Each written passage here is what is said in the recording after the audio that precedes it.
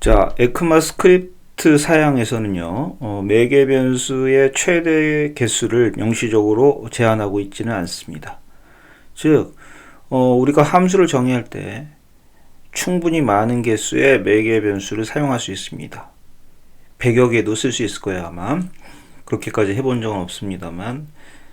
다만, 뭐 수천 개, 수만 개까지는 안 될 것 같습니다. 물리적인 한계가 있겠죠. 당연히 변수이기 때문에, 매개 변수도 변수이기 때문에 메모리 공간을 차지하게 된다는 얘기죠.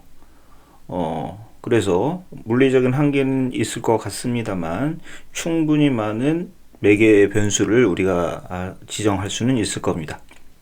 자, 그렇다면 지금 여기서 얘기하고 싶은 것은 무엇이냐면, 우리가 함수를 정의할 때 매개 변수는 최대 몇 개까지 사용을 하는 것이 좋을까라는 질문입니다. 자, 먼저요, 우리 매개 변수에 대해서 좀 더 생각해 보기를 원합니다. 자, 매개 변수는요, 순서의 의미가 있을 겁니다. 예를 들어서 3개의 매개 변수를 선언했을 때 첫 번째, 두 번째, 세 번째라는 이 순서가 의미가 있다는 얘기죠. 왜냐하면 함수를 호출했을 때 인수가 그 순서대로 전달이 되기 때문입니다. 따라서요, 만약에 우리가 함수를 정의할 때 매개 변수의 개수가 많으면 많을수록 그 순서에 유의할 필요가 있다는 얘기죠. 무슨 얘기냐면, 함수를 호출할 때 그 인수를 전달하는 그 순서를 우리가 인식을 하면서 함수를 호출해 주어야 할 거란 얘기입니다. 따라서 매개 변수의 개수가 많아지면 많아질수록 함수를 어떻게 사용해야 되는지, 즉 함수의 호출 방법이 어려워지게 됩니다. 이렇게 함수의 호출 방법이 어려워지게 되면 당연히 실수를 발생시킬 가능성도 높아지게 되는 거겠죠. 그리고요, 매개 변수의 개수나 혹은 순서가 변경되었다고 가정합시다.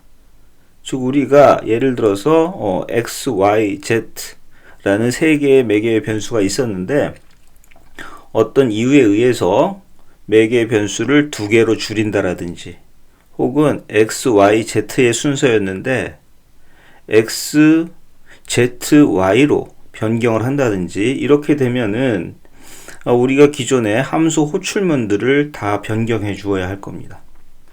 이처럼요, 함수의 매개 변수가 많아지면 함수의 호출 방법이 변경되었을 때 코드 전체가 영향을 받게 된다는 얘기가 됩니다. 자, 이 말은요, 유지보수성이 나빠지게 된다는 것을 의미하죠. 함수의 매개 변수는 코드의 이해를 방해하는 요소입니다.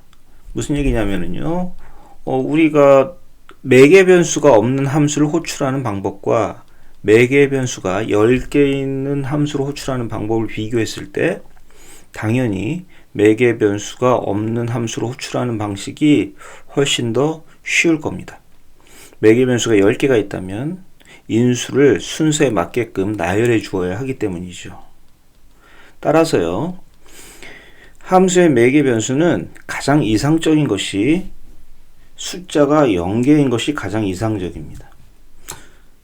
즉, 함수를 만들 때 가급적이면 매개 변수가 없는 것이 좋고, 차선은 적으면 적을수록 좋다라는 얘기입니다. 매개 변수의 개수가 많아지면은요, 함수가 여러 가지 일을 한다는 의미를 갖습니다. 무슨 얘기냐면은 우리가 예를 들어서 5개의 매개 변수를 갖는다면 그 5개의 매개 변수를 가지고 함수 내부에서 무슨 일을 한다라는 얘기죠.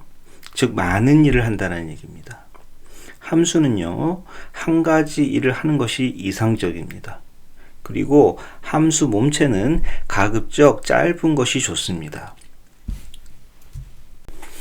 함수 몸체가 짧으면, 즉 함수 바디에 들어가 있는 문들의 개수가 적으면 적을수록 그 함수 내부에서 선언된 지역 변수와 매개 변수의 생명주기도 짧아지는 그런 효과가 있습니다.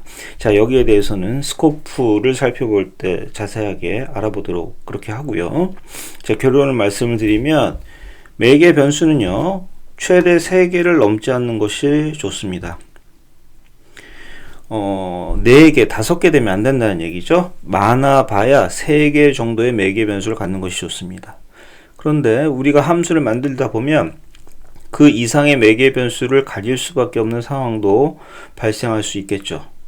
자, 그럴 때에는 매개 변수를 하나만 지정하고요, 그 매개 변수의 인수를 객체로 받는 것이 좋습니다. 객체는 원식값과는 달리 여러 개의 값으로 구성되어져 있는 자료 구조이기 때문에 여러 개의 값을 하나로 묶어서 전달할 수 있다는 장점이 있을 수 있겠죠. 예를 들어서요, 자, 우리 그 jQuery라는 라이브러리가 있는데 거기에 AJAX라는 메서드를 사용하는 예제입니다. 자, 이 AJAX가 뭐 하는 것인지 그것은 알 필요가 없고, 지금 우리가 주목할 것은 이 AJAX라고 하는 함수인데요, 이 함수에 이런 식으로 지금 객체를 전달하고 있다는 얘기죠.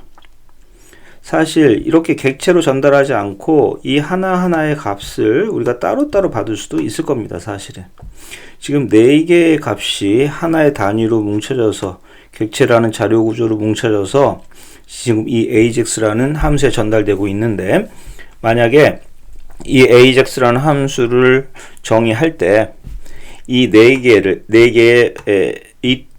값을 따로따로 받는 식으로도 정의를 할 수가 있었다는 얘기죠.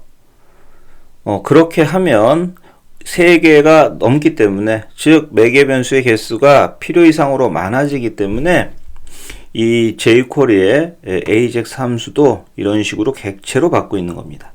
사실은 이 AJAX 함수는 지금 현재 4개이지만, 프로퍼티가 4개이지만 더 많아질 수도 있습니다. 자, 옵션으로 줄 수도 있고 안 줄 수도 있는 인수가 있다라는 얘기죠. 자, 그런 경우에는 이런 식으로 객체로 전달해 주면 매개 변수의 개수가 하나로 한정되기 때문에 유리합니다. 그리고 또 하나 유리한 것은 인수는 매개 변수는 순서에 의미가 있었습니다.